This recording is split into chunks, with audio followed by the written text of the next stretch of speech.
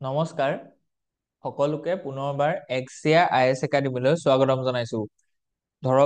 ধাৰাবাহিকতা অব্যাহত ৰাখি আজিও আমি আপোনালোকৰ ওচৰলৈ নিউজ পেপাৰ এনালাইচিছ খিনি লৈ আহিছো। চাওঁ আহক আজি আমাৰ কোনকেইটা ইম্পৰ্টেণ্ট আৰ্টিকেল আছে। গতিকে আৰম্ভ কৰাৰ আগতে আমি আপোনালোকক পুনৰবাৰ জনাব বিচাৰিছো যে এক্সিয়া আইএছ একাডেমীৰ তৰফৰ পৰা আহিবলগীয়া প্ৰিলিমছ আৰু মেইনছৰ কাৰণে both APSC আৰু UPSC কাৰণে আমি কোৰ্স লঞ্চ কৰিছো both in the online as well as offline প্লেটফৰ্মত। গতিকে দুটা ধৰণৰ কোৰ্স আছে। এটা হৈছে ফাউন্ডেশনাল কোৰ্স য'ত আপোনালোকৰ prelims mains and interview including এছে এথিক্স সকলো ধৰণৰ প্ৰিপাৰেচন কৰা হ'ব। সেইটো ক'ব আমাৰ ফাউন্ডেশনাল বেচ। আৰু এটা তাৰ লগতে অনলি ফৰ দা প্ৰিলিমছ আমি ক্ৰেছ কোৰ্স এটাও লঞ্চ কৰিছো য'ত এইকেইটা ফিচাৰ্স আপুনি উপলব্ধ পাব। গতিকে যদি কোনোবা ইন্টাৰেষ্টেড আছে please let us know in this contact number. Okay, গতিকে let's move ahead. The first article about growth ambitions, World Bank has provided a roadmap. গতিকে বিকশিত ভাৰতৰ কাৰণে আমাক এটা কি দিছে যে এটা ৰোড মেপ এটা দিছে ওয়াৰ্ল্ড ব্যাংকৰ দ্বাৰাই। গতিকে ইয়াত আমি কি দেখিছো যে ইন্ডিয়া এস্পায়াৰ্স টু এচিভ হাই ইনকাম ষ্টেটাছ বাই 2047, হয়নে নহয়, যিটোক আমি কি বুলি কৈছো যে বিকশিত ভাৰতৰ টাৰ্গেট। ওকে, গতিকে ইয়াৰ কাৰণে আমাক কি কৈছে যে achieving this goal requires India to sustain an annual income growth rate of 7.8%। গতিকে আমাৰ ইকনমিক সাৰ্ভেও এইটো কথা কৈছে যে এনুৱেলি প্ৰত্যেক এটা ডেকেডৰ কাৰণে মানে 10 বছৰৰ কাৰণে 8% গ্ৰোথ লাগিব। গতিকে ৱৰ্ল্ড বেংকও একেটা কথাই কৈছে যে 7.8% গ্ৰোথ লাগিব টু দিস নেক্সট 2 ডিকেডছ। গতিকে 20 বছৰ যদি 7.8% গ্ৰোথ হয় তেতিয়াহ'লে ইণ্ডিয়াৰ যিটো কাৰেণ্ট ইকনমি আছে সেইটো হৈছে 3.5 ট্ৰিলিয়ন ইকনমি, হয় নে নহয়। গতিকে সেই 3.5 ট্ৰিলিয়ন ইকনমিটো ডেভেলপ কান্ট্ৰি ষ্টেটাছ পাব হলে ধৰি লওক কমসে কম 10 ট্ৰিলিয়ন ইকনমি হ'ব লাগিব। গতিকে সেইটো তেতিয়াহে এচিভ কৰিব পাৰিব, বুজি পাইছে। ওকে, গতিকে ইণ্ডিয়াছ কাৰেণ্ট ইকনমিক ষ্টেটাছ। গতিকে আমি দিলো যে এতিয়া কাৰেণ্ট ইকনমিক ষ্টেটাছটো কি হৈছে যে আপাৰ মিডল ইনকাম কান্ট্ৰি বুলি ইয়াত ধৰা হৈছে। কেলে কাৰণে কি মানে নমিনেল জিডিপিত ইণ্ডিয়াৰ ৰেংকটো হৈছে ৱৰ্ল্ডৰ 5th লাৰ্জেষ্ট ইকনমি, হয় নে নহয়। গতিকে ইণ্ডিয়াৰ আগত কোন কোন আছে? 1 নম্বৰত US আছে, 2 নম্বৰত কোন আছে? চাইনা আছে, 3 নম্বৰত কোন আছে? জাৰ্মানী আছে। আৰু আপোনালোকে গম পাব যে জাৰ্মানী ডিক্লাইন হৈছে, মানে জাৰ্মানী ইকনমিটো যিটো আছে 4.5 ট্ৰিলিয়ন ইকনমি সেইটো গ্ৰোথ ৰেটটো এতিয়া নিগেটিভত গৈ আছে। তাৰপিছত কি আছে? জাপান আছে। জাপানৰ ইকনমিটো 4.2 তাৰ আশে পাশে আছে, ঠিক আছে, 4 to 4.2। আৰু ইণ্ডিয়া আছে 3.5। গতিকে খুব সোনকালে ইণ্ডিয়া জাপানক সাৰপাছ কৰিব, তাৰপিছত জাৰ্মানীক সাৰপাছ কৰিব, বুজি পাইছে। গতিকে ইণ্ডিয়া ইজ মানে about to achieve the third largest economy in the world by 2030। সেইটোতো নিশ্চিন্ত হওক, ঠিক আছে। গতিকে এই বস্তুটো মেইনটেইন কৰিবৰ কাৰণে আমি কি কৰিব লাগিব যে what are the growth challenges. গতিকে গ্ৰোথৰ কিবা এতিয়াও চেলেঞ্জেছ আছে কিছুমান, আৰু সেই চেলেঞ্জেছ খিনি যদি আমি অভাৰকাম কৰিব পাৰো তেতিয়াহ'লে নিশ্চয় ইণ্ডিয়া উইল এচিভ দিস বিকশিত ভাৰত টাৰ্গেট বাই 2047। ওকে, কি ৰেকমেণ্ডেশ্যনছ from the world bank report. এতিয়া ৱৰ্ল্ড বেংকেও বিচাৰিছে যে হওক যে আমাৰ ইণ্ডিয়াখন গ্ৰোথ হওক, কিন্তু এতিয়া ৱৰ্ল্ড বেংকে আমাক কি দেখুৱাইছে যে তোমালোকৰ কেইটামান ষ্ট্ৰাকচাৰেল আৰু কেইটামান ইকনমিকেল চেলেঞ্জেছ আছে, সেইকেইটা যদি তোমালোকে চৰ্ট আউট কৰিব পৰা নহয় তেতিয়াহ'লে you can achieve 7.8% of growth for the 2 decades, যিটো এসেনচিয়েল হয়, নেচেচিটি হয় টু এচিভ দ্য বিকশিত ভাৰত টাৰ্গেট, বুজি পাইছে। গতিকে তাৰ কাৰণে আমাক কি বুলি কৈছে যে সাস্টেইন ইকনমিক গ্ৰোথৰ কাৰণে যিকেইটা চেলেঞ্জেছ ইয়াত দেখুওৱা গৈছে বা ৰেকমেণ্ডেশ্যন যিকেইটা আছে, ৰেকমেণ্ডেশ্যন কেইটা আছে যে ষ্ট্ৰাকচাৰেল ৰিফৰ্ম আমাক লাগিব। ষ্ট্ৰাকচাৰেল ৰিফৰ্ম কি কেইটা লাগিব আমি প্ৰভাইড কৰা গৈছে। টেকনলজিকেল এণ্ড প্ৰডাক্টিভিটি কিছুমান ৰিফৰ্ম লাগিব। ঠিক তেনেকে আমি হিউমেন কেপিটেল ডেভেলপমেন্টৰ কথা কৈছে, যিটো আমি মানে ডেমোগ্ৰাফিক ডিভিডেণ্ড যিটো কনচেপ্ট আছে সেইটোক আমি তেতিয়াহে এচিভ কৰিব পাৰিম if our workforce and labour force are highly skilled, বুজি পাইছে, to meet the demand of the industry and other service sector. গতিকে মেইন কথাটো হৈছে সেইটো। নেক্সট আছে কি যে বেলেঞ্চ ৰিজনেল ডেভেলপমেন্ট। গতিকে এতিয়া কি হৈছে যে একিউট ৰিজনেল ডেছপিৰিট মানে ডিছপেৰিটি আছে উইদিন ইণ্ডিয়া, হয় নাই। ইণ্টাৰ দা ষ্টেটো আছে, ইণ্ট্ৰা ষ্টেটো আছে। গতিকে যেনেকে আমি কৈছিলো যে সাউথ আৰু ৱেষ্টৰ যিমানবিলাক ষ্টেট আছে সেইবিলাক খুব ডেভেলপড হয়, তেওঁলোকৰ পাৰ কেপিটা ইনকম দুগুণ হয় in compare to the north eastern states বা নৰ্থাৰ্ণ ষ্টেটছ। গতিকে সেই যিটো ৰিজনেল ডিছপেৰিটি আছে সেইটোক আমি কি কৰিব লাগিব? চৰ্ট আউট কৰিব লাগিব, তেতিয়াহে অভাৰঅল গ্ৰোথটো হ'ব, বুজি পালে। নেক্সট কথাটো হৈছে যে ট্ৰেড এণ্ড গ্লোবেল ইন্টিগ্ৰেশ্যনৰ কথা কৈছে, মানে আমাৰ যিটো গ্লোবেল ভেলু চেইন আছে, চাপ্লাই চেইন আছে, তাত ইণ্ডিয়া মানে ইন্টিগ্ৰেট হ'ব লাগিব। গতিকে নেক্সট আমি কৈছো যে মেক্ৰ ইকনমিক ষ্টেবিলিটি। গতিকে আমাৰ যিটো ধৰি লওক ইনফ্লেশ্যনৰ পৰা আদি কৰি আমাৰ যিটো NP আছে এই গোটেইখিনি কি হ'ব? চৰ্ট আউট হ'ব লাগিব, ষ্টেবল হ'ব লাগিব। ওকে, গতিকে এতিয়া নেক্সট আহি গ'ল যে ইণ্টাৰনেশ্যনেল মনিটাৰী ফাণ্ডে কি কি ৰেকমেণ্ডেশ্যন দিছে। গতিকে এইকেইটা হৈছে খুব হাইলি মানে আপোনালোকৰ ৰেকমেণ্ডেড এই আৰ্টিকলটো হয়। কেলে? কাৰণ কি ইকনমি ৰিলেটেড যিকোনো ধৰণৰ কুৱেশ্যনকে আপুনি এইকেইটা চেলেঞ্জেছ আৰু এইকেইটা সলিউশ্যন আপুনি প্ৰভাইড কৰিব পাৰিব, বুজি পালে? গতিকে job creation, investment growth, trade and integration, কি চেলেঞ্জেছ, এই গোটেইখিনি বস্তু আমি ধুনীয়াকে প্ৰভাইড কৰা গৈছে। ক'ত ক'ত পলিচি গেপ আছে সেইখিনিও ডিফাইন কৰি থোৱা গৈছে। নেক্সট যদি আমি চাওঁ যে অপৰচুনিটিজ ফৰ ইণ্ডিয়া, এতিয়া আজিৰ দিনৰ অপৰচুনিটিটো কি আছে, যে কিহৰ ওপৰত ভিত্তি কৰি পেলাই ইণ্ডিয়াই ইমান ডাঙৰ এটা টাৰ্গেট এচিভ কৰিব পাৰিব। গতিকে ইয়াত কথাটো কৈছে যে ডেমোগ্ৰাফিক ডিভিডেণ্ড, যিটো আমি কৈছো যে majority 65% of our labor force are within 35 years. গতিকে এইটো কি হৈছে যে ইয়াং এটা পুল হয়, যে লেবাৰ ফোৰ্সটো বহুত ইয়াং হয়। এতিয়া ইয়াং লেবাৰ ফোৰ্সটো খুব বেছি প্ৰডাক্টিভ হ'ব। যদি প্ৰডাক্টিভ কৰিবলৈ হয় তাৰ ৰিকুৱাৰমেণ্টটো হৈছে তেওঁলোকক স্কিল দিব লাগিব। আৰু স্কিলটো কি দিব লাগিব? স্কিলটো দিব লাগিব যে আজিৰ দিনত যিটো ডিমাণ্ড আছে both the industry as well as service sector. গতিকে মেনুফেকচাৰিং আৰু চাৰ্ভিছ চেক্টৰ যিটো ডিমাণ্ড আছে, ডিমাণ্ড অফ দ্য স্কিল, সেই ডিমাণ্ড অফ দ্য স্কিলটো যদি আমি মিট কৰিব পাৰো তেতিয়াহ'লে আমাৰ ডেমোগ্ৰাফিক ডিভিডেণ্ডটো মানে আমি পাব পাৰিম। ডেমোগ্ৰাফিক ডিভিডেণ্ড মানে হৈছে যে পপুলেশ্যনৰ পৰা কেনেকে ইকনমিটোৱে কিবা এটা বেনিফিট পায়, বুজি পাইছে? কেনেকে ইউথফুল প্ৰফাইল হয় আমাৰ। অ'কে, গতিকে গ্ল'বেল ৰিএলাইনমেণ্টছৰ কথা কৈছে, যে নতুনকে ধৰি লওক আপুনি দেখিছে যে হাউ ইণ্ডিয়া, US এণ্ড ৰাছিয়া এইটো এটা ধৰি লওক এক্সিছ পাৱাৰলৈ কনভাৰ্ট হৈছে, বা এইটো ৰিএলাইনমেণ্ট হৈছে, মানে together they are competing with China, হয় নে নহয়? গতিকে সেইটো আমি দেখা পাইছো। গতিকে আজি যিটো ধৰি লওক আৰ্টিকল আছে, সেই আজিৰ আৰ্টিকল কেইটাতো সেইখিনি কথা আছে যে গ্ল'বেল ৰিএলাইনমেণ্টৰ কথা কৈছে। গতিকে এইটো খুব ইম্পৰ্টেণ্ট হয়, বেলেগ বেলেগ জেগাত কেনেকে আমি দেখা পাইছো। ঠিক তেনেকে টেকনলজি এণ্ড ইনোভেশ্যনৰ কথা কৈছে যে path to high income status. গতিকে হাই ইনকম ষ্টেটাছৰ কাৰণে কি ফ'কাছ এৰিয়া কোনকেইটা আছে সেইকেইটা ধুনীয়াকে আমি দেখুৱাই দিয়া গৈছে। ঠিক তেনেকে ক্ৰিটিকেল এনালাইচিছ এটা কৈছো, SWOT এনালাইচিছ এটা দিয়া গৈছে, linkages to the previous year syllabus, আৰু PYQ এনালাইচিছ এটা দিয়া গৈছে। আৰু এটা মডেল আনচাৰ আমি কৰি দেখুৱাইছো, যিটোৰ পৰা আপোনালোকৰ মানে এটা গাইড পাব বা লাভ পাব। অ'কে, গতিকে old gen invest in next জেন।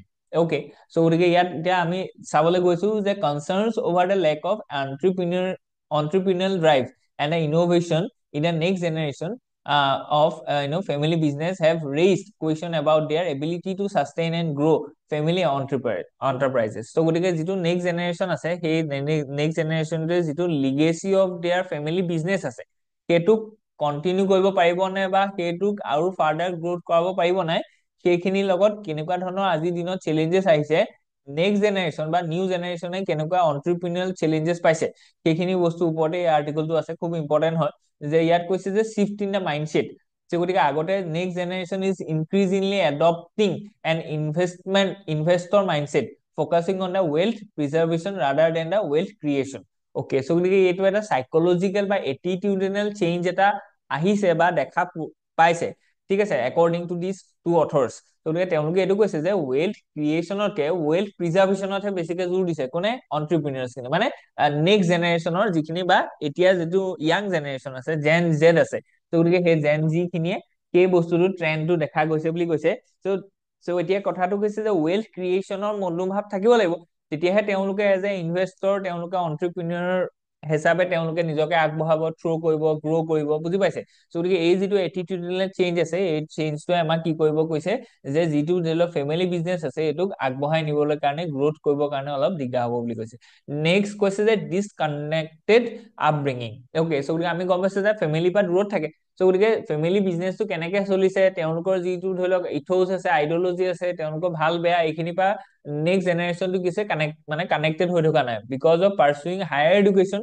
আৰু আমি গম পাইছো যে ৰেপিড আৰবানাইজেশ্যন হৈছে, বেলেগ বেলেগ চেণ্টাৰ অফ কিছুমান চিটি ডেভেলপ হৈছে, তাত থকা যিবোৰ ইউনিভাৰ্চিটি আছে সেই ইউনিভাৰ্চিটি খিনিলে আমাৰ ল'ৰা ছোৱালী খিনিক পঠাইছো, তাৰ কাৰণে ফেমিলিৰ লগত কানেকশ্যনটো কাট হৈ গৈছে, হয় নে নহয়? গতিকে লেক অফ এক্সপ'জাৰৰ কথা কৈছে আৰু কালচাৰেল গেপৰ কথা কৈছে, ঠিক আছে। গতিকে এইখিনি বস্তু আপোনালোকৰ ইম্পৰ্টেণ্ট হয়। এইটো এটা বেলেগ ধৰণৰ এটা পাৰ্চপেক্টিভ দিছে এই আৰ্টিকলটোৱে, যিটো আপোনালোকক নতুন কিছুমান ডাইমেনশ্যন মানে অপেন কৰিবৰ কাৰণে আপোনালোকক সহায় কৰিব। নেক্সট যদি আমি চাওঁ যে কি এলিমেণ্টছ অফ এন্টাৰপ্ৰেনিউৰিয়েল ড্ৰাইভ। গতিকে এন্টাৰপ্ৰেনিউৰিয়েল ড্ৰাইভৰ কাৰণে কি দুটা এলিমেণ্ট লাগিব, তাক আমি কৈছো যে ইন্ট্ৰিনচিক ড্ৰাইভৰ কথা কৈছে, পাৰ্পজ ড্ৰিভেন মটিভেশ্যনৰ কথা কৈছে, solutions to foster entrepreneurship in next generation. গতিকে এতিয়া নেক্সট জেনেৰেশ্যনক আমি কেনেকে সেই যিটো কোৱালিটি আছে যে এন্টাৰপ্ৰেনিউৰ হ'ব লাগে, ৱেল্থ ক্ৰিয়েশ্যনৰ জোৰ দিব লাগিব, নট ৱেল্থ প্ৰিজাৰ্ভেশ্যন, হয় নে নহয়? তো গতিকে সেই ক্ষেত্ৰত আমি কেনেকে তেওঁলোকক আগবঢ়াম তাৰ আমি এটা কি দিছে মডেল এটা ইয়াত থ্ৰ' কৰা গৈছে যিটো বহুত ইম্পৰ্টেণ্ট হয়। অ'কে, নেক্সট যদি আমি চাওঁ যে ৱৰ্ক এথিক্স, যে ৱৰ্ক এথিকত যদি আমি চাওঁ যে মেন্টৰশ্বিপ এণ্ড ষ্টৰী টেলিঙৰ কথা কৈছে, কালচাৰেল ডেভেলপমেণ্টৰ কথা কৈছে, যিটো বহুত ইম্পৰ্টেণ্ট হয়। নেক্সট যদি আমি চাওঁ যে role of family culture and entrepreneurial development, এতিয়া এইটো ডাইৰেক্ট আমাৰ এথিক্সৰ যিখন পেপাৰ আছে তাৰ লগত লিংক কৰিব পাৰে যে role of family in the inculcation of ethical values, হয় নে নহয়? সেইটো আমাৰ চিলেবাছৰ পাৰ্ট হয়। চ' যিখিনি GS 4 যিটো চিলেবাছ আছে তাত আপোনালোকে এইটো দেখিব। চ' গতিকে কেনেকে ৰোল অফ ফেমিলিটো কেনেকুৱা ধৰণৰ হয়, যে কেনেকে তেওঁলোকে ভেলুটো ইনকালকেট কৰিব। এতিয়া ভেলুটো কি, যে wealth creation not the wealth preservation, ঠিক তেনেকে risk taking ability not confine in a comfort zone. গতিকে এইবিলাক ভেলু কেনেকে আমি ইনকৰ্পৰেট কৰিম, ইনকালকেট কৰিম টু আৱাৰ নেক্সট জেনেৰেশ্যন, যাতে তেওঁলোকে সেই ফেমিলি অন্টাৰপ্ৰিনিয়ৰশ্বিপটো আগবঢ়াই লৈ যাব পাৰে। লেচনছ ফ্ৰম দ্য মহাভাৰতা সেইখিনিও ধুনীয়াকে দেখুওৱা গৈছে, অভিমন্যুৰ কথা ইয়াত মেনশ্যন কৰিছে। চ' গতিকে innovation and problem solving, need বেছ সলিউশ্যন। চ' গতিকে ইয়াত আমি নিড বেছ সলিউশ্যনটো দেখুৱাইছো যে কি দৰকাৰ, real time exposure to challenges is essential for fostering a problem solving mindset. So' গতিকে আমি সেইকাৰণে কি ক'ব লাগে যে যিখিনি নতুন জেনেৰেশ্যন আছে ন, নতুন জেনেৰেশ্যনক আমি কিছুমান দায়িত্ব দিব লাগে, ৰেছপনচিবিলিটি দিব লাগে। যেতিয়া আমি ৰেছপনচিবিলিটি দিম তেতিয়া তেওঁৰ ৰোলটো তাৰ পৰাই ইভল্ভ হ'ব, বুজি পালে? চ' গতিকে সেইটো বহুত ইম্পৰ্টেণ্ট হয়। নেক্সট আমি যদি চাওঁ যে ব্ৰেকিং দ্য বাবল, গতিকে যিটো এটা বাবুল আমি ক্ৰিয়েট কৰি থৈছো যে তেওঁলোকে খুব মানে 7-star housing and elite education of N isolated next generation from the real world challenge. গতিকে এই বাবলটো ব্ৰেক কৰিব লাগে, যে তেওঁলোকক একদম ধুনীয়াকে আমি পৰিচৰ্যা কৰি ৰাখিছো, মডাৰ্ণ ফেচিলিটি প্ৰভাইড কৰিছো যাতে তেওঁ কেতিয়াও দুখ নহয়। কিন্তু তেনেকুৱা নহয় যে সকলো ধৰণৰ মানুহে বেলেগ বেলেগ চিটুৱেশ্যন, বেলেগ বেলেগ ফেজ অফ লাইফত বেলেগ বেলেগ মানে চেলেঞ্জেছৰ কি কৰিব, মুখামুখি হ'ব। চ' গতিকে ৰিয়েল টাইম চেলেঞ্জেছটো তেওঁ কেনেকে হেণ্ডেল কৰিব, তেওঁ তাৰ ৰিয়েকশ্যনটো কেনেকুৱা হ'ব, সেই বস্তুৰ প্ৰতি আমি কি কৰিব লাগে, তেওঁলোকক প্ৰশিক্ষণ দিব লাগে বা আমি সেইটো এক্সপ'জাৰটো দিব লাগে, ঠিক আছে? চ' গতিকে সেইটোৰ ওপৰত খুব বেছি জোৰ দিছে। নেক্সট যদি আমি চাওঁ যে ইয়াত ক্ৰিটিকেল এনালাইচিছটো চাইছো। এতিয়া ক্ৰিটিকেল এনালাইচিছ মানে কি হয়, যে তাৰ ষ্ট্ৰেংথ, তাৰ উইকনেছ, অপৰচুনিটি আৰু থ্ৰেট, এই গোটেইখিনি বস্তুকে চোৱাটোকে ক'ব ক্ৰিটিকেল এনালাইচিছ। ত' ইয়াত আমি চাইছো যে UPSC লগত কেনেকে বস্তুটো লিংকেজ হৈ আছে। ত' জাষ্ট GS 4 লগত কথা কলো, GS 1 কথা কলো, যিটোত আমাৰ হিষ্ট্ৰী এণ্ড কালচাৰ ছচাইটিৰ লগত কথা আছে। অ'কে, চ' গতিকে প্ৰিভিয়াছ ইয়াৰ কুৱেশ্যন পেপাৰ লগত আমি লিংক কৰি দিছো বহুত prelims as well as mains.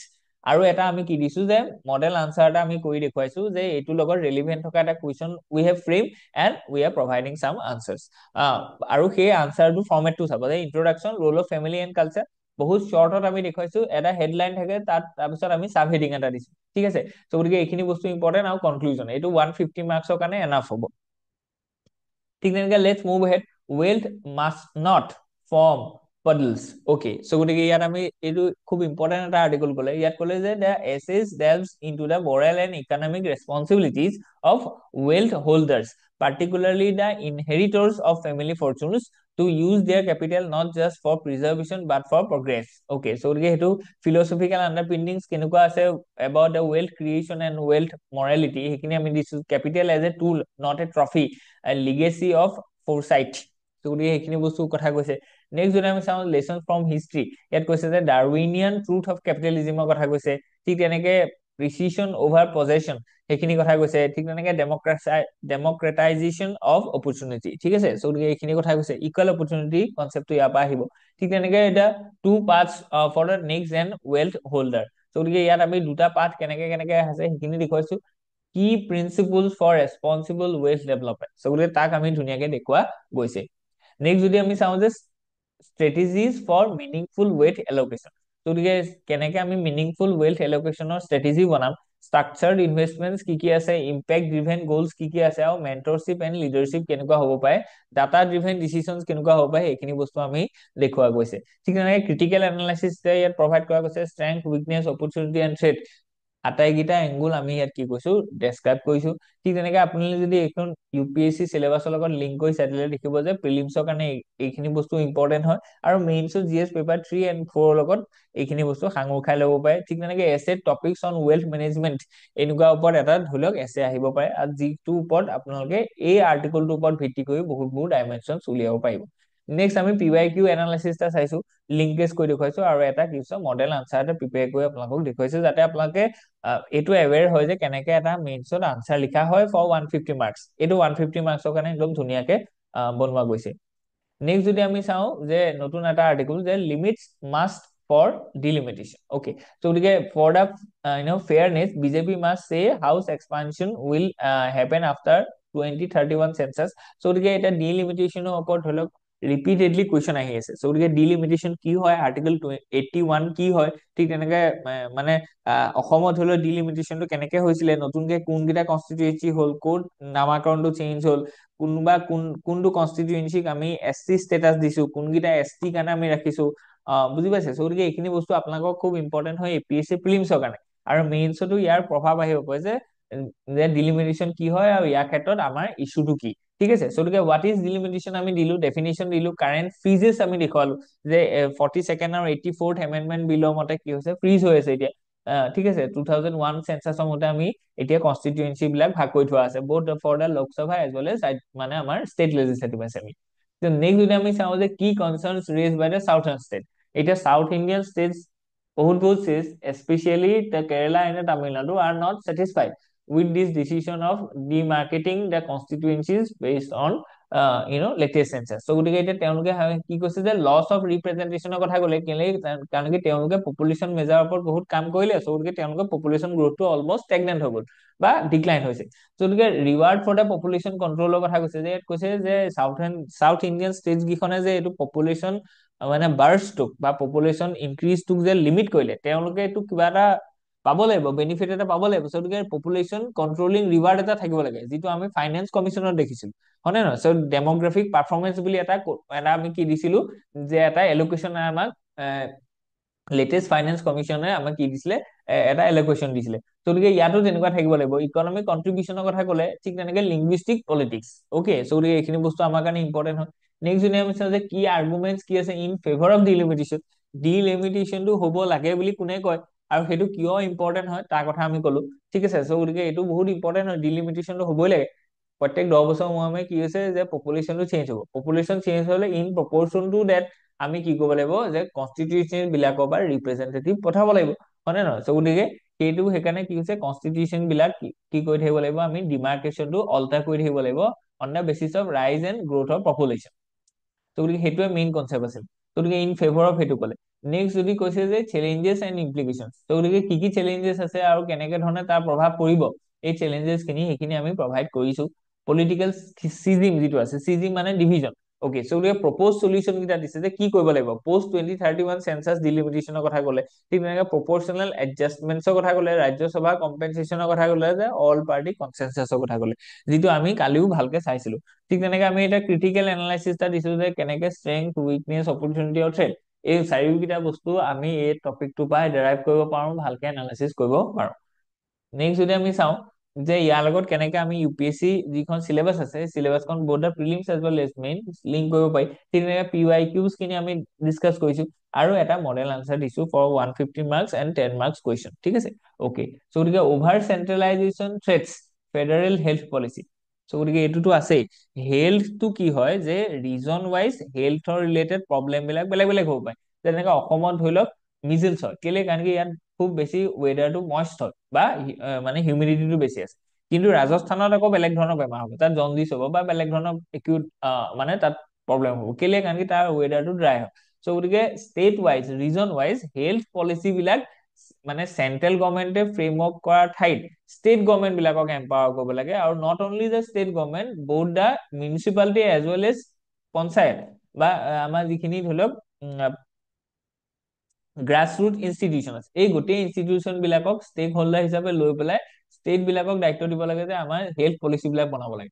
খালি হেল্থ পলিচি বিলাকৰ ষ্টেণ্ডাৰ্ডাইজেশ্যনটো চেন্ট্ৰেল গভৰ্ণমেণ্টে কৰিব লাগে। চ' গতিকে এই আৰ্টিকলটোত সেইখিনি কথা কৈছে যে যদি আমি অভাৰ চেন্ট্ৰেলাইজ কৰো নহয়, যে অভাৰ চেন্ট্ৰেলাইজ মানে কি, যে চেন্ট্ৰেল গভৰ্ণমেণ্টে ওৱান চাইজ ফিট অল এনেকে আমাক গোটেই অল অভাৰ ইণ্ডিয়াৰ কাৰণে এটা পলিচি বনাই দিব, যিটো সুইটেবল নহ'ব, কাৰণ কি বেলেগ বেলেগ ঠাইত বেলেগ বেলেগ জিঅ'গ্ৰাফি আছে, বেলেগ বেলেগ জিঅ'গ্ৰাফি ৰিলেটেড বেলেগ বেলেগ হেল্থ ইছ্যুজ আছে, বুজি পালে। চ' গতিকে doctor Tanvi Behl versus Shreya Goel 2025 Supreme কোৰ্টৰ এইটো জাজমেন্ট আছে যে ডমিচাইল বেছড ৰিজাৰ্ভেশ্যনৰ কথা ক'লে, domicile based reservation in medical education purpose কি আছিলে, ইয়াত ইম্পেক্ট অন দ্য জাজমেন্ট কি হয়। চ' গতিকে সেইখিনি বস্তু আমি ইয়াত দেখুওৱা গৈছে। ঠিক আছে, roll of medical college in health state health policy. গতিকে ইয়াত কৈছে বিয়ণ্ড একাডেমিক্স কনষ্টিটিউচনেল প্ৰভিজন আৰু ষ্টেট অটনমিৰ কথা কৈছে, যে ষ্টেট অটনমি ইয়াত কৈছে যে যিটো আমি অলপ আগত ডিছকাছ কৰিছে, লোকেল যিখিনি মানে পাৰ্টি আছে তেওঁলোকক আমি কি ক'ব লাগিব যে the state must have the freedom to design medical education and policies, ঠিক আছে, including the domicile based reservation to meet their local health care needs. So' গতিকে বেলেগ বেলেগ হেল্থ কেয়াৰ নিডছ থাকিব ইণ্ডিয়াত। চ' গতিকে চেলেঞ্জেছ অফ অভাৰ চেন্ট্ৰেলাইজেশ্যনৰ কথা আছে, যে উইকেনিং কম্পিটিটিভ ফেডাৰেলিজিম, হয় নে নহয়? কাৰণ কি ফেডাৰেলিজিমটো কিহৰ ওপৰত বেছ কৰিছে, যে both the center as well as state are having equal power and they have separation of power, হয় নে নহয়? চ' গতিকে এতিয়া চেন্ট্ৰেল গভৰ্ণমেণ্টে যদি হেল্থ পলিচি এটা বনায় যে ৰিজাৰ্ভেশ্যনটো কেনেকে মেডিকেল কলেজত কোনে পাব, চ' গতিকে সেইটো অভাৰ চেন্ট্ৰেলাইজেশ্যন হ'ল, ঠিক আছে। চ' গতিকে এইটো বস্তু সুইটেবল নহ'ব, আৰু কম্পিটিটিভ ফেডাৰেলিজিমক ই উইকেন কৰিব। অকে, চ' গতিকে ইম্পেক্ট অফ ষ্টেট মেডিকেল কলেজৰ কথা কৈছে, ৰিজনেল ডিছপেৰিটিৰ কথা কোৱা গৈছে।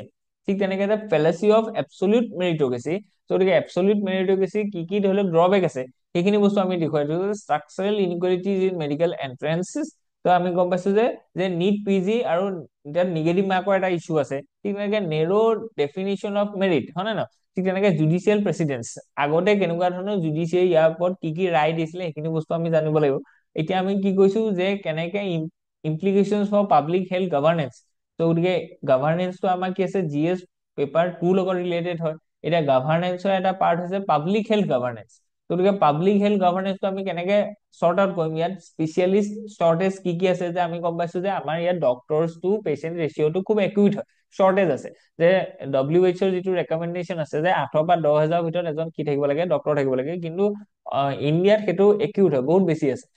অকে, চ' গতিকে এতিয়া কথাটো কি হৈছে যে ডক্টৰছ টু পেচেণ্ট ৰেচিঅ'টো খুব আমাৰ বেয়া, আৰু ইয়াতকৈ আৰু বেয়া অৱস্থা কি যে যিখিনি আমাৰ স্পেচিয়েলিষ্ট আছে, স্পেচিয়েলিষ্ট টু পেচেণ্ট ৰেচিঅ'টো আৰু বেছি কি হৈছে ইণ্ডিয়াত পেথেটিক হয়। চ' গতিকে সেইটো বস্তু আমি চৰ্ট আউট কৰিব লাগে। COVID-19 পৰা আমি লেচনছ ল'ব লাগিব, যে কেনেকে পেণ্ডেমিকটোৱে ইম্পৰ্টেঞ্চটো দেখুৱাইছে, যে কেনেকে হেল্থ কেয়াৰটো আমি ৰিজিলেণ্ট কৰিব লাগে, ঠিক আছে। ঠিক তেনেকে ইকনমিক চাৰ্ভেও সেইখিনি ইনচাইটটো দিছে, যে কেনেকে আমি হেল্থ কেয়াৰ এক্সেছটো আমি কি কৰিব লাগিব, ব্ৰড কৰিব লাগিব। তাৰ কাৰণে আমি কি কৰিব লাগিব, যিখিনি ধৰি লওক মানে আণ্ডাৰ ৰিপ্ৰেজেন্টেড যিখিনি কমিউনিটি আছে অফ দ্য ছচাইটি তেওঁলোকেও পাৰ্টিচিপেট কৰাব লাগিব। ওকে, নেক্সট যদি আমি চাওঁ যে নিড ফৰ ৰিকমেণ্ডেশ্যন, যদি আমি চাওঁ যে ইভলভিং কনটেক্সটো আমি চাইছো, ইন্টিগ্ৰেটেড এপ্ৰচটো চাইছো, আৰু জুডিচিয়েল ডক্ট্ৰিনটো আমি চাইছো, ঠিক আছে। গতিকে কেনেকে কেনেকে আমি সেইখিনি কথা কৰিব লাগিব। এতিয়া প্ৰপ'জড সলিউশ্যন, গতিকে এই গোটেই প্ৰব্লেমটোত আমি সলিউশ্যন এতিয়া কি দিম, গতিকে সলিউশ্যনটো আমি দি দিম ষ্ট্ৰেংথেনিং ষ্টেট অটনমি, যিটো কথা আমি প্ৰথমতে ভালকে কৈছিলো। নেক্সট আমাৰ ইয়াত কৈছিলে লিংকিং কোটাছ টু চাৰ্ভিচ মেণ্ডেটছ, ঠিক আছে। ৰিফৰ্মিং নিট পি জি বহুত ইম্পৰ্টেণ্ট হয়, নিট পি জিৰ লগত ইমান ধৰি লওক প্ৰব্লেম চলি আছে, ইমান ধৰি লওক ইউ জিৰ লগতো ধৰি লওক বহুত ইছ্যুজ আহিছে। গতিকে ইয়াত আমি নেশ্যনেল টেষ্টিং এজেঞ্চিক আমাৰ সেইখিনি সুপ্ৰিম কোৰ্টেও ধৰি লওক বহুত ৰিফৰ্মৰ ৰেকমেণ্ডেশ্যন দিছে। জুডিচিয়েল এণ্ড লেজিছলেটিভ কলাবৰেশ্যনৰ কথা কৈছে, যে কেনেকে আমি জুডিচিয়াৰী আৰু লেজিছলেটিভে একেলগে মিলি পেলাই এখন ভালকে ফিউচাৰ এটা ড্ৰাফ্ট এটা বনাব পাৰে, বা তাৰ ওপৰত চৰ্চা কৰিব পাৰে। চ' ইয়াত কৈছে যে ক্ৰিটিকেল এনালাইচিছ এটা দিছো, যে strength, weakness, opportunity and threat কি কি আছে। ঠিক তেনেকে প্ৰিলিমছ এক্সামিনেশ্যন, মেইনছ এক্সামিনেশ্যন আৰু এছে লগত আমি সেইটো বস্তু ৰেলিভেণ্টটো দেখুৱাই দিছো। প্ৰিভিয়াছ ইয়াৰ কুৱেশ্যন পেপাৰক আমি লিংক কৰি দিছো, আৰু এটা মডেল আনচাৰ প্ৰিপেয়াৰ কৰা গৈছে for year mains. Okay, so let's move ahead. Who will apologize to the Himalayans? Okay, so Himalayans কোনে ধৰি লওক apology খুজিব। So ইয়াত কৈছে যে Norway's parliament recently issued a formal apology to its indigenous Sami people for past assimilation policies. Okay, so ইয়াত কৈছে যে highlighted the significance of addressing historical injustices. So গতিকে আমি গম পাইছো যে হিষ্টৰিকেল বহুত ইনজাষ্টিচ আমাৰ লগত হ'ল, বা আমাৰ লগতে নহ'ব, ডিফাৰেণ্ট পাৰ্টছ অফ দা ৱৰ্ল্ডত বেলেগ বেলেগ পিপুলছৰ লগত হ'ল। এতিয়া ফিউচাৰ জেনেৰেশ্যনে সেইটো ৰিয়েলাইজ কৰি পেলাই, হিষ্ট্ৰীটো আণ্ডাৰষ্টেণ্ড কৰি পেলাই তাৰ ওপৰত যদি ক্ষমা বিচাৰিছে, তেতিয়াহ'লে সেইটো এটা খুব মানে এপ্ৰিচিয়েটিং কথা হয়। আৰু নেক্সট জেনেৰেশ্যনকো আমি এইটো এপ্ৰিচিয়েট কৰিছো, যে মানুহৰ ভুল হ'ব পাৰে, তেওঁলোকে পলিচি ভুল হ'ব পাৰে, কিন্তু আমি সেই পলিচিটো ৰেক্টিফাই কৰিবৰ কাৰণে প্ৰথমতে এইটো একচেপ্ট কৰিব লাগিব, যে উই হেভ ডান চাম মিষ্টেক বা ৰং পাথ, উই হেভ চুজেন চাম ৰং পাথ। ত' ইয়াত সেইটোৱে কৈছে যে যেনেকে নৰৱে পাৰ্লিয়ামেণ্টে সেইটো কাম কৰিলে, এতিয়া হিমালয়ৰ ওপৰত লোৱা যিবোৰ ৰং পলিচি আছে সেইবোৰৰ কাৰণে আমাৰ ইণ্ডিয়াত তেনেকুৱা ধৰণৰ এটা কাম আমি কৰিম নেকি, যে drawing a parallel, this article sheds light on the Himalayan region and its communities who continue to suffer resources exploration হয় নে নহয় so গতিকে ইয়াৰ পৰা বহুত বেছি ৰিসোৰ্স এক্সপ্লইট কৰা গ'ল আৰু ইন ৰিটাৰ্ণ তেওঁলোকক সাংঘাতিক একো সুবিধা নিদিলে চ' কালচাৰেল কোৰেশ্যনৰ কথা কৈছে কাৰণ কি আমি কি দিছো যে তাত যিমানখিনি ট্ৰাইব আছিলে সেই ট্ৰাইব বিলাকৰ যিটো ইউনিক কালচাৰ আছিলে সেই কালচাৰটোক আমি দেখিছো যে বহুত এছিমিলেশ্যনত কি হৈ গ'ল নাইকিয়া হৈ গ'ল হয় নে নহয় নেক্সট আমি চাওঁ যে neglect of their specific needs so' গতিকে আমি যদি চাইছো যে পাৰ্টিকুলাৰলি ভালনাৰেবল ট্ৰাইবেল গ্ৰুপছ আমি দেখিছো যে তাত বহুত মানে হিমালয়ান ট্ৰাইবছো কি হৈছে তাত পাৰ্টিচিপেট কৰি থোৱা আছে কেলে কাৰণ কি তেওঁলোকৰ স্পেচিফিক কিছুমান নিড আছিলে যি নিডছ খিনি ফৰ এক্সাম্পল হেল্থ হওক ঠিক তেনেকে এডুকেশ্যন হওক তেওঁলোকৰ লাইভলিহুড হওক এমপ্লয়মেন্ট হওক এইবিলাকত আমি কি দেখিছো যে এডিকুৱেটলি তেওঁলোকক এড্ৰেছ কৰা হোৱা নাই চ' গতিকে আমি সেইটো কাৰণে কৈছো যে যেনেকে নৰৱে কৰিছিলে সেইটো আমাৰ ইয়াতো সেইটো একচেপ্ট কৰিব লাগে চ' ইয়াত সেইখিনি কথা আমি ধুনীয়াকে প্ৰভাইড কৰা গৈছে চ' হিষ্টৰিকেল ছাবজুগেশ্যনৰ কথা কৈছে যে কেনেকে মানে হিমালয়ান যিখিনি ধৰি লওক ট্ৰাইবছ আছে সেইখিনি কেনেকে ছাবজুগেট কৰা হ'ল আণ্ডাৰ কলনিয়েল ৰুল বা different phase of the history গতিকে হিষ্টৰিকেল ইনজাষ্টিচ এগেইনষ্ট হিমালয়ান কমিউনিটিজৰ কথা কৈছে ইয়াত ট্ৰেড মেনিপুলেশ্যনৰ কথা কৈছে ফৰেষ্ট ল কথা কৈছে গাৰৱাল কুমাও চ' গতিকে তেওঁলোকক ফৰেষ্টত সোমাবলৈ দিয়া নাছিলে 2006 যেতিয়া ফৰেষ্ট ৰাইট এক্ট হৈছে তেতিয়াহে তেওঁলোকক ৰিকগনাইজ কৰিছে হয় নে নহয় ঠিক তেনেকে পোষ্ট ইণ্ডিপেণ্ডেন্স পলিচিজ কি লোৱা গৈছিলে যে ট্ৰাইবেল প্ৰটেকশ্যনৰ কাৰণে কি লোৱা গৈছিলে চ' গতিকে চ' ভেৰিয়াৰ এলভিনৰ ধৰি লওক যিটো পলিচি আছিলে ট্ৰাইবেল পঞ্চশীল এগ্ৰিমেণ্ট চ' গতিকে ট্ৰাইবেল পঞ্চশীলৰ আণ্ডাৰ তেওঁলোকক কি কৰা গৈছিলে যে মানে শিডিউল 5 আৰু শিডিউল 6ৰ আণ্ডাৰত আমাৰ নৰ্থ ইষ্টাৰ্ণ ষ্টেট খিনি শিডিউল ধৰি লওক 6 আৰু বাকী খিনিক ধৰি লওক শিডিউল 5ৰ আণ্ডাৰত প্ৰটেক্ট কৰা গৈছিলে ত' গতিকে এইখিনি বস্তুৰ কথা কৈছে যে ইকনমিক প্ৰেচাৰ্ছ পোষ্ট 1990 চ' গতিকে 1990 পৰা যেতিয়া গ্ল'বেলাইজেশ্যন হ'ল যেতিয়া মাল্টিনেশ্যনেল কোম্পানীজ খিনি আহিলে তেতিয়া আৰু বেছি এক্সপ্লইটেশ্যন হ'ল হয় নে নহয় চ' গতিকে সেইখিনি কথা কৈছে যে হাইড্ৰ পাৱাৰ এক্সপ্লইটেশ্যনটো কেনেকে হৈছে তাৰ কাৰণে কিমান মানুহ এফেক্টেড হৈছে টুৰিজিম আৰু নিঅ' লিবাৰেলিজিম যিটো হৈছে তাত কেনেকে এফেক্ট কৰিছে কালচাৰেল ইৰ'চনৰ কথা কৈছে ক্লাইমেট ইনডিউচ ডিজাষ্টাৰ্ছ যেনেকে আমি গম পাইছো যে লাষ্ট ইয়েৰ কি হৈছে 2023 হিমালয়ান লেক আউটবাৰ্ষ্ট ফ্লাড হয় নে চ' গতিকে সেইটো ছিকিমত হৈ গৈছিল চ' গতিকে এইখিনি বস্তু আমাৰ কাৰণে ইম্পৰ্টেণ্ট হয় একনলেজিং হিষ্টৰিকেল ইনজাষ্টিচ চ' গতিকে এইটো এটা কালচাৰ হ'ব লাগে যে আপুনি হিষ্ট্ৰীত যিমানখিনি ধৰি লওক মানে ৰং ডান হৈ গ'ল চ' গতিকে যিখিনি বেয়া কাম কৰিলে সেইখিনি বস্তু নেক্সট জেনেৰেশ্যনে সেইটো এপলজি খুজিব লাগে যেনেকে ধৰি লওক আমাৰ শশী থাৰুৰে গৈ পেলাই কৈছিলেগে যে মানে যিমানখিনি কলনিয়েল পিৰিয়ডত ইণ্ডিয়াত এক্সপ্লইট কৰা হ'ল তাৰ কাৰণে আজি ধৰি লওক ব্ৰিটিছ পাৰ্লিয়ামেণ্টে এটা এপলজি খুজিব লাগে ঠিক আছে গতিকে পেৰেলেলছ উইথ দ্য হিমালয়াছ যিটো আমি কৈছো যে নৰ্ডিক এণ্ড হিমালয়ান ৰিজনৰ যিটো ধৰি লওক কণ্ডিশ্যন আছে বহুত ক্ষেত্ৰত একেই হয় গতিকে নৰ্ডিক কাণ্ট্ৰি যদি আমি এখনে যদি কৰিব পাৰে সেইটো কাম আমি কিয় কৰিব নোৱাৰো গতিকে আমি ধুনীয়াকে ইয়াত এটা ফ্লো চাৰ্টত দেখুৱাইছো যে বায়'ডাইভাৰ্চিটি প্ৰটেকশ্যনৰ পৰা আদি কৰি cash study for N apology সকলো ক্ষেত্ৰতে আমি কি কৰিব লাগে এটা সেই ধৰণৰ স্কোপ এটা আছে গতিকে পলিচি ৰেকমেণ্ডেশ্যন খিনি আমি দেখুওৱা গৈছে যে কি কৰিব লাগিব আজিৰ দিনত যাতে তেওঁলোকৰ যিটো ট্ৰাইবেল ৰাইট আছে তেওঁলোকৰ ৱেলফেয়াৰ আছে ডেভেলপমেণ্ট আছে সেইটো যাতে এনচিঅৰ কৰিব পৰা যায় তেওঁলোকৰ ইকনমিক এণ্ড লাইভলিহুড ষ্টেটাছ যিটো আছে সেইটো যাতে আপলিফ্ট কৰিব পাৰে ঠিক আছে গতিকে সেইখিনি বস্তু আমি প্ৰভাইড কৰা গৈছে নেক্সট আমি চাইছো যে policy recommendation for inclusive development গতিকে ইনক্লুচিভ ডেভেলপমেণ্টটো আমি কেনেকে এচিভ কৰিম কাৰণ কি সেই যিবোৰ ট্ৰাইবেল কমিউনিটি আছে that are residing the original inhabitants of Himalayan region তেওঁলোকৰ ডেভেলপমেণ্ট নোহোৱাকে বিকশিত ভাৰতৰ টাৰ্গেটটো কেতিয়াও আমি ফুলফিল কৰিব নোৱাৰো বা ফুলফিল কৰিলেও সেইটো জাষ্ট এটা ইকনমিক এচিভমেণ্টহে হ'ব তাত ছচিয়েল এণ্ড মানে লাৰ্জাৰ কোনো ধৰণৰ এচিভমেণ্ট নহব বুজি পাইছে গতিকে এতিয়া সেইকাৰণে কি দিছে যে আজিৰ দিনতে ধৰি লওক 2047ত যিটো এচিভ কৰিবলৈ আমি গৈ আছো তাৰ টাৰ্গেটটো আমি ক্লিয়াৰ কৰি ৰাখিছো যে ডেষ্টিনেশ্যনটো হৈছে বিকশিত ভাৰত মানে ইণ্ডিয়াখনক ডেভেলপ কাণ্ট্ৰি কৰিব লাগে কিন্তু কোনটো পাথ আমি ইউজ কৰিম উই উইল এচিভ দেট গ'ল বাই পাৰ্চুইং দ্য পাথ অফ ইনক্লুচিভিটি এতিয়া ইনক্লুচিভিটি পাথটোক যাবৰ কাৰণে আমাৰ সকলো চেক্টৰৰ সকলো ফেজৰ মানুহেই কি হ'ব লাগিব তেওঁলোকৰ ডেভেলপমেণ্ট হ'ব লাগিব আৰু সেই প্ৰচেছটোত আমাৰ যিখিনি হিমালয়ান যিখিনি ধৰি লওক ট্ৰাইবেল গ্ৰুপ আছে যিখিনিক ইমান দিনৰ পৰা এক্সপ্লইট কৰি ৰখা গৈছে তেওঁলোকক আমি বাদ দিব নোৱাৰো গতিকে সেইখিনি কথা আমি ইয়াত ধুনীয়াকে দেখুওৱা গৈছে যে কি কৰিব লাগিব বুজি পাইছে নেক্সট যদি আমি চাওঁ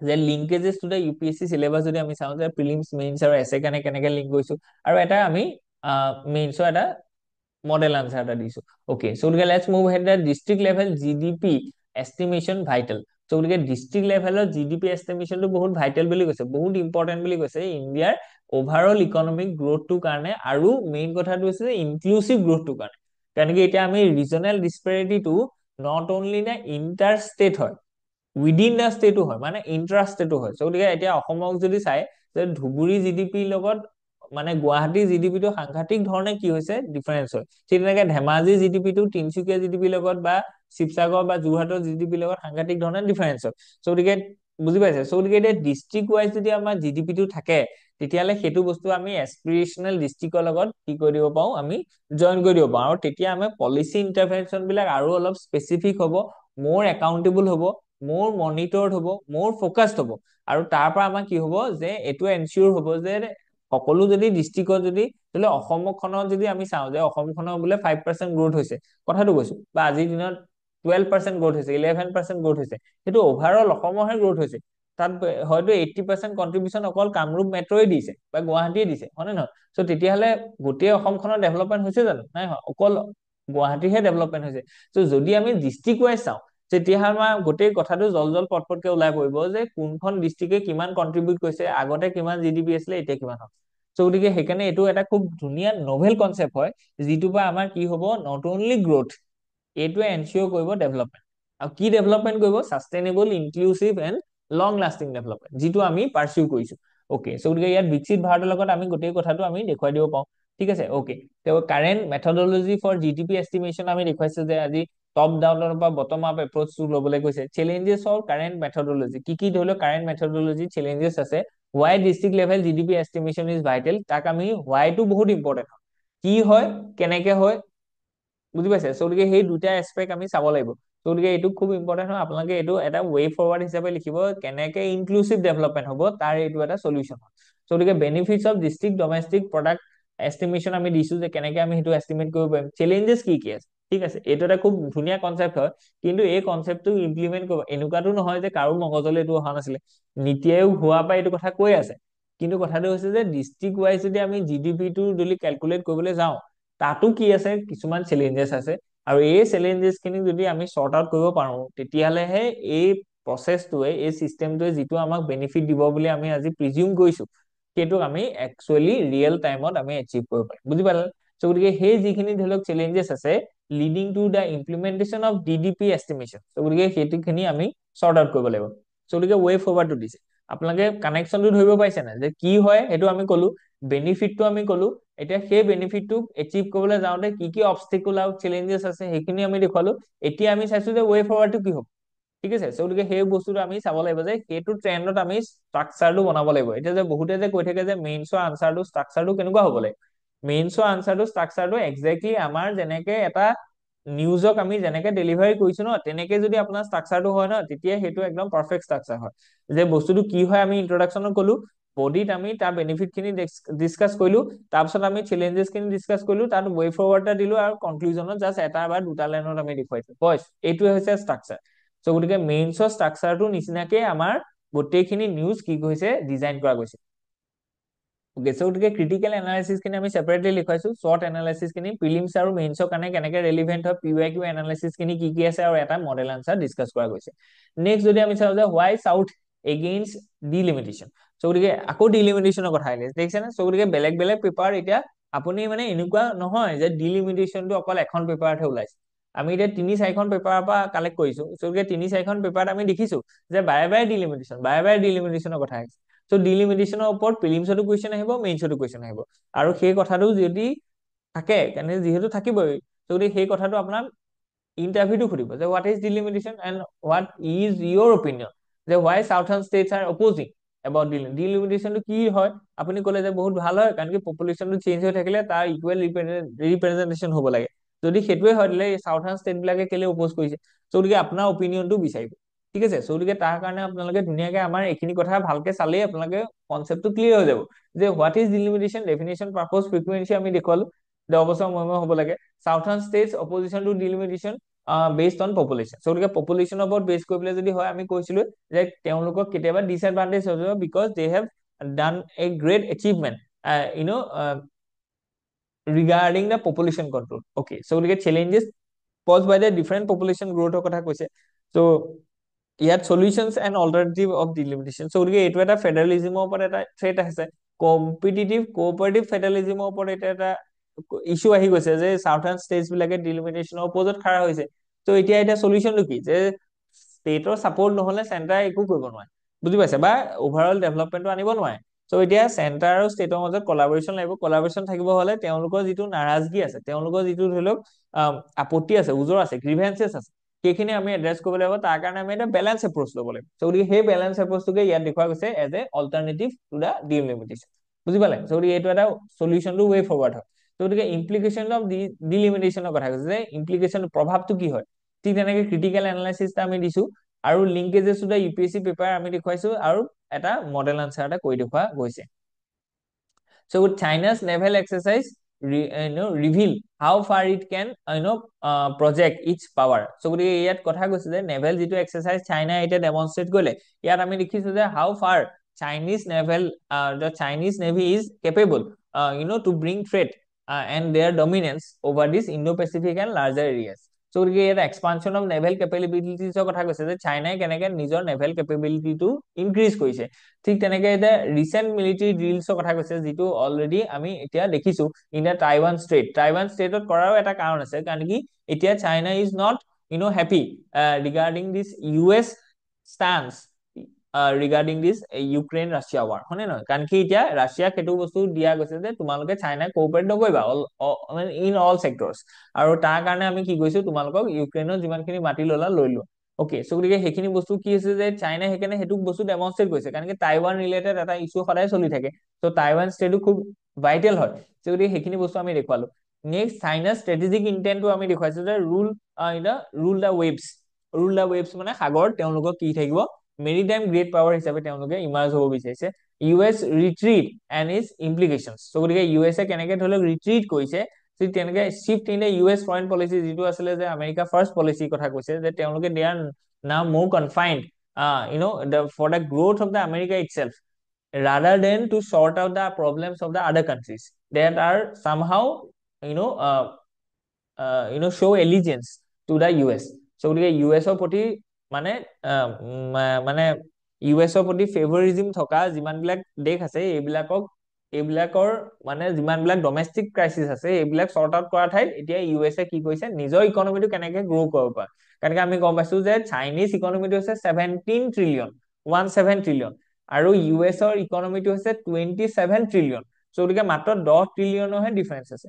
এতিয়া ইউএছ ইকনমিটো গ্ৰথটো হৈছে 2.8%, চাইনিজ ইকনমিটো গ্ৰথটো হৈছে 5.8%, বুজি পালানে? চ' গতিকে 5% ইকনমিটো যদি গ্ৰথ হৈ আছে, আজি 10 ট্ৰিলিয়ন ইকনমিটো এচিভ কৰিবৰ কাৰণে বেছি দিন নালাগে।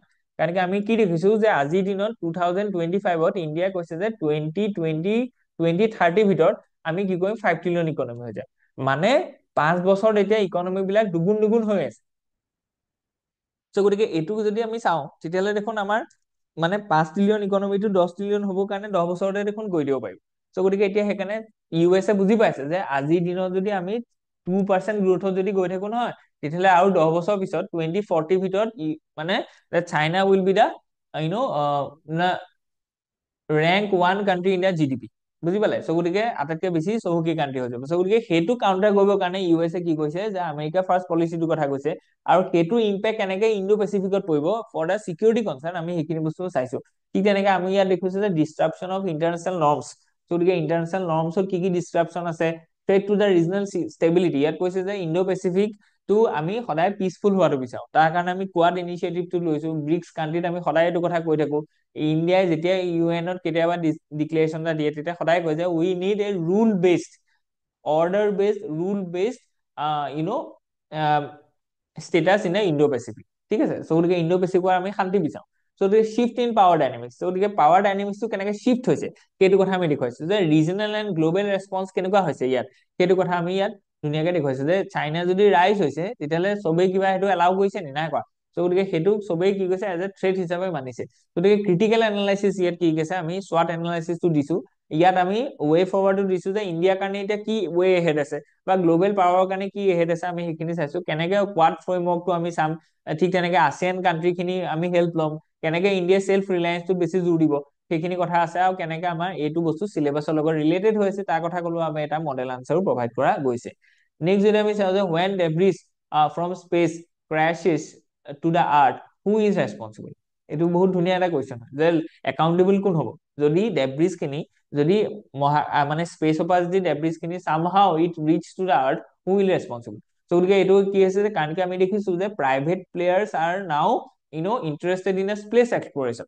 চ' গতিকে এতিয়া নেশ্যন খিনি আমি দেখিছো যে নতুন নতুন নেশ্যনো কি হৈছে পাৰ্টিচিপেট কৰিছে ইন দ্য স্পেচ এক্সপ্লৰেশ্যন। ইয়াৰ লগতে প্ৰাইভেট প্লেয়াৰো আহি গৈছে। চ' গতিকে এতিয়া প্ৰাইভেট প্লেয়াৰো যদি মেনি ষ্টেটছে যদি স্পেচ এক্সপ্লৰেশ্যনৰ কাৰণে যদি নিতৌ যদি স্পেচ মানে মিছনটো যদি লঞ্চ কৰে, যদি ৰকেট পঠায়, ছেটেলাইট পঠায়, তেতিয়াহ'লে কি হ'ব? স্পেচ ডেব্ৰিজৰ কি হ'ব? জেনেৰেট হ'ব। এই স্পেচ ডেব্ৰিজ বিলাকে যদি কলিশ্যন হৈ পেলাই যদি somehow it attracted towards the earth, তেতিয়াহ'লে ইয়াত কি হ'ব যে আমাৰ যিখিনি সাৰফেস অফ দা আৰ্থ আছে, তাৰ যিখিনি ধৰি লওক লেণ্ড আছে বা অচিন আছে, তাত কি ক'ব? এফেক্ট পেলাব পাৰে। তো গতিকে তাত যদি কিবা এটা এক্সিডেণ্ট হয়, হু উইল ৰেছপন্সিবল? চ' গতিকে এইটো এটা ডাঙৰ কুৱেশ্যন হয়, হোৱাট ইজ স্পেচ ডেব্ৰিজ? স্পেচ ডেব্ৰিজ কি হয় সেইখিনি আমি চাইছো। কমন এক্সাম্পলছ খিনি আমি চাইছো যে ৰকেটৰ যিখিনি ধৰি লওক বুষ্টাৰ আছে, ছেপাৰেট ইঞ্জিন আছে, আমি গম পাইছো যে PSLV-টোৱে হওক, PSLV 4টা লেয়াৰ আছে। একেবাৰে শেষৰ লেয়াৰটোতহে আমি সেই 4টা লেয়াৰ কি হ'ব যে এজ এ স্পেচ ডেব্ৰিজ হিচাপে স্পেচত থাকি যাব, হয় নে নহয়? চ' এতিয়া তাৰ ৱে হেড হিচাপে আমি কি লৈছো যে পয়েম ইনিচিয়েটিভটো লৈছো, সেইটো আমি চাম। এতিয়া লিগেল ফ্ৰেমৱৰ্ক ফৰ স্পেচ ডেব্ৰিজ আমাৰ কি কি লিগেল ফ্ৰেমৱৰ্ক আছে এইখিনি আমি চাইছো, ঠিক আছে। গেপ ইন গভাৰ্নেন্স, তো গতিকে সেইটো ফ্ৰেমৱৰ্ক থাকিলেই নহ'ব, সেইটো কেনেকে আমি এপ্লাই কৰিছো, তাত কি কি ধৰি লওক চেলেঞ্জেছ বা লেপছ আছে সেইখিনি আমি চাইছো। এতিয়া আমি চেলেঞ্জেছ চাইছো in accountability of the space ডেব্ৰিজ।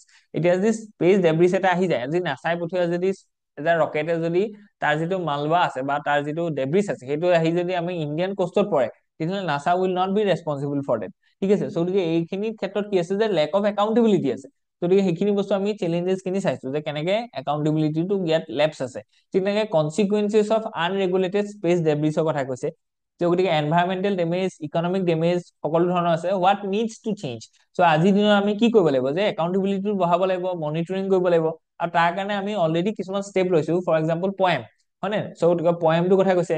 চ' গতিকে পয়েমটো থ্ৰু দি আমি কৈছো যে লাষ্টৰ যিটো ফেজ আছে PSLV, সেই ষ্টেজটো আমি কি কৰিব মানে সেইটো স্পেচ ডেব্ৰিজ হিচাপে কাম নকৰি তাকো আমি ইউটিলাইজেশ্যনত লগাইছো, বুজি পাইছে? থাৰ্ড আমি কি কৈছো যে আমি চন্দ্ৰপুৰত ইছৰোৱে কি কৈছে নেট্ৰ মিছনটো দিছে। এই নেট্ৰ মিছনটো এবাৰ আহিছিলে APSC-ত, যে এইটো কি হয়? চ' এইটোৱে স্পেচ ডেব্ৰিজ খিনি অবজাৰ্ভ কৰিব যে কিবা ডেব্ৰিজ আমাৰ ইয়ালৈ আহিছে নেকি। গতিকে এইটো প্ৰিলিমছৰ কাৰণে ইম্পৰ্টেণ্ট হ'ব। কেনিয়া ডিক্লেৰেশ্যন কি হয়? চাইনাৰ লং মাৰ্চ 5B ৰকেটৰ কথা কৈছে, স্পেচ এক্স ফাল্কন F9, যিটো আমি কৈছো যে প্ৰাইভেট প্লেয়াৰ খিনি আহি গৈছে। গতিকে আৰু অলপ কি হৈছে যে ৰকেটৰ যিটো ফ্ৰিকুৱেঞ্চি সেইটো বাঢ়ি গৈছে, যে কিমান ধৰি লওক লঞ্চ হৈছে ইণ্ডিয়া বা আৰ্থৰ চাৰ্ফেচৰ পৰা, তাৰ ফ্ৰিকুৱেঞ্চিটো বাঢ়ি গৈছে, ৰেগুলাৰিটিটো ইনক্ৰিজ হৈছে। চ' গতিকে আমি ইয়াত এটা SWOT এনালাইচিছ এটা চাইছো যে বেলেগ বেলেগ ডাইমেনশ্যনত কেনেকুৱা ধৰণৰ থ্ৰেট কৰিব পাৰে। আমি UPSC লগত লিংক কৰি দিছো, APSC আৰু UPSC চিলেবাছৰ লগত, আৰু আমি এটা ধুনীয়াকে দেখুৱাইছো যে কেনেকে এই কুৱেশ্যনটোক আমি মেইনছত আনচাৰ হিচাপে লিখিব পাৰিম। আৰু ইয়াত এটা প্ৰেজেন্টেশ্যনতো আমি অলপ অগমেন্ট কৰিছো, ঠিক আছে, যে কেনেকে আপোনালোকে চেলেঞ্জেছটো এনেকেও লিখিব পাৰে, অলপ দেখিবলৈ নতুনত্ব এটা লাগিছে, বুজি পাইছে? চ' গতিকে পইণ্ট ৱাইজো লিখিব পাৰে। কোনোবা এটা কুৱেশ্যনত যদি আপোনালোকৰ সেইটো ফ্ৰীডম আছে, তেতিয়া চেলেঞ্জেছ খিনি এনেকেও আপুনি প্ৰেজেন্টেশ্যনত লিখিব পাৰে। চ' গতিকে আজিৰ কাৰণে ইমানখিনি আছিলে। Hope U enjoy. চ' ইয়াত যদি কিবা থাকে let us know' in the comment section. আৰু আমাৰ যিটো PDF আছে সেইটো আপোনালোকে Telegram as well as WhatsApp গ্ৰুপত পাই যাব। আৰু যদি কোনোবাই আমাৰ টেলিগ্ৰাম গ্ৰুপত জইন নাই হোৱা, প্লিজ আপোনালোকে সেইটো গ্ৰুপত জইন হৈ লওক। আৰু সেই গ্ৰুপটোৰ যিটো লিংক আছে সেইটো আমাৰ ভিডিঅ'ৰ ডেছক্ৰিপশ্যন বক্সত আছে। Thank U.